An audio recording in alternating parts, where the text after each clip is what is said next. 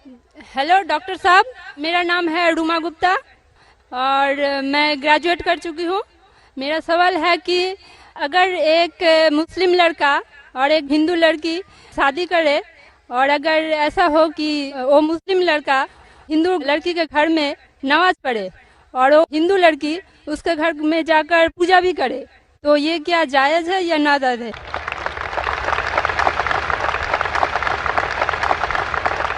बहन का अच्छा सवाल है कि अगर एक मुसलमान लड़का हिंदू लड़की से शादी करता है तो क्या वो मुसलमान लड़का हिंदू के घर में जाके नमाज पढ़ सकता है, और क्या वो लड़की मुसलमान के घर में पूजा कर सकती है? नहीं।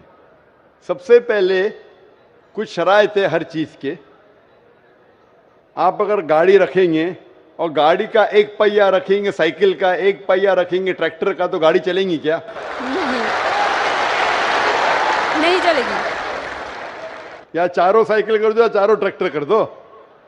इसीलिए कुरान की आयत है सूरह बकरा की सूरा नंबर 2 आयत नंबर 221 में अल्लाह ताला फरमाते हैं कि आप मुशरिका से शादी नहीं कर सकते जब तक वो ईमान न लाए। मतलब जो गैर मुस्लिम हैं और शिर्क कर रही है उससे आप शादी नहीं कर सकते जब तक वो ईमान ना लाए।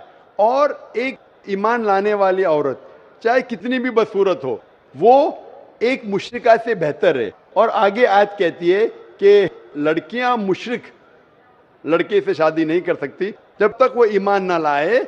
एक मोमिन आदमी चाहे कितना भी बदसूरत हो वो बेहतर है बनिस्बत जो शिर्क करता है। इसकी वजह यह है कि इस्लाम में लिखा है कि अगर आप खुदा के अलावा किसी को और पूछते हैं, किसी और की इबादत करते हैं, ये सबसे बड़ा गुनाह है। और अल्लाह ताला फरमाते हैं सूरह निसा में सूरा नंबर 4 आयत नंबर 48 में और सूरा निसा सूरा नंबर 4 आयत नंबर 116 में कि अल्लाह सुब्हाना व तआला अगर चाहे तो कोई भी गुनाह को माफ कर सकता है, लेकिन शिर्क को कभी नहीं माफ करेगा।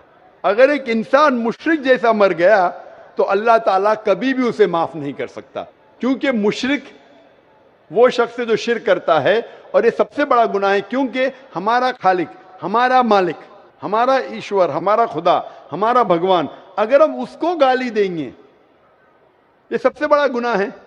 जिसने हमें जिंदगी दी, जिसने ये सारी चीजें हमें दी दुनिया में, अगर हम उसको गाली देंगे, उसके अलावा किसी और की इबादत करेंगे, ये शिर्क हुआ। तो इसीलिए इस्लाम में इजाजत नहीं है कि एक मुस्लिम लड़का या लड़की कोई मुशरिक लड़का या लड़की से शादी करे, ये इजाजत नहीं है। जहां तक के सवाल है क्या एक आम मुसलमान हिंदू घर में नमाज पढ़ सकता है? अगर उसके सामने कोई मूर्ति नहीं है तो वो नमाज कहां भी पढ़ सकता है, अगर जगह साफ है। हमारे रसूल मोहम्मद सल्लल्लाहु अलैहि वसल्लम फरमाते कि सारी दुनिया, सारी धरती मोमिन के लिए मस्जिद है। यानी सारी दुनिया आप कहां भी नमाज पढ़ सकते, देखना चाहिए कि साफ है, आप नमाज पढ़ सकते।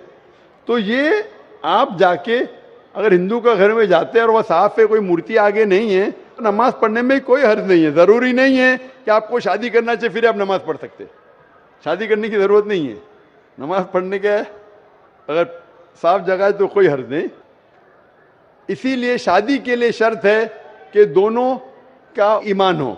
और अगर आप हिंदू मजहब पढ़ेंगे तो हिंदू मजहबी किताब में भी यही लिखा है जो मैंने पहले पेश किया, पहला जो सवाल था भाई साहब का, और मैंने कहा कि हिंदू मजहब में भी यही लिखा है, ना तस्य प्रतिमास्ति, उस ईश्वर, उस भगवान, उस खुदा का कोई अक्स नहीं, कोई मूर्ति नहीं, कोई फोटोग्राफ नहीं, कोई पेंटिंग नहीं, कोई पोर्ट्रेट नहीं, कोई आइडल नहीं, कोई स्टैच्यू नहीं।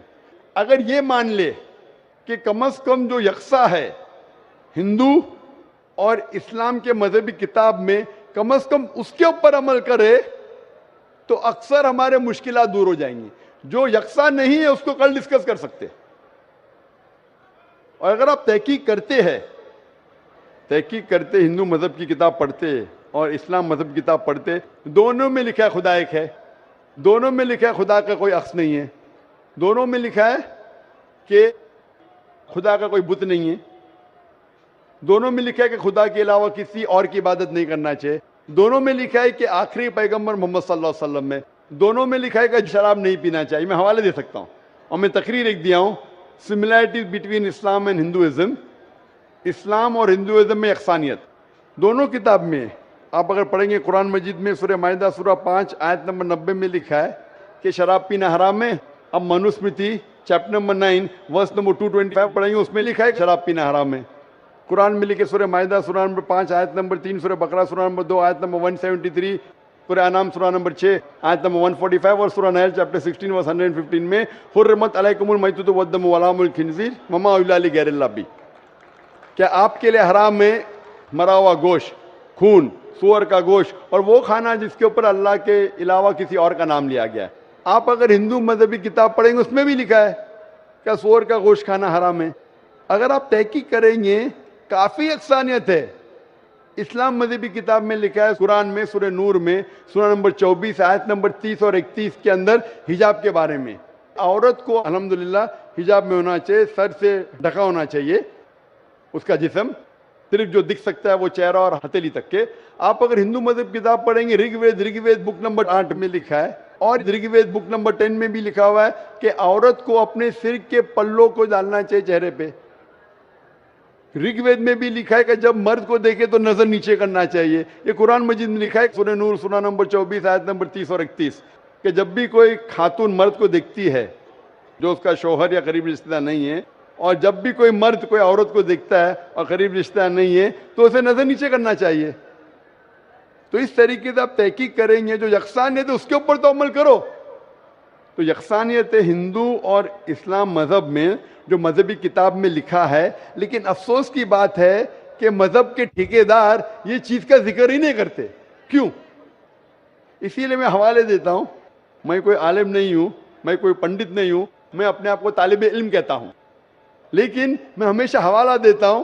تو کسی کو بھی شک ہے, کسی کو بھی شبہ ہے تو گھر پہ جا کے چیک کر سکتا ہے, یا انٹرنیٹ پہ جائیے, آپ ٹائپ کرو, وید بھی انٹرنیٹ کے اوپر ہے, قرآن بھی انٹرنیٹ کے اوپر ہے, ٹائپ کرو, ریفرنس ٹائپ کرو, آپ کا حوالہ مل جائے گا.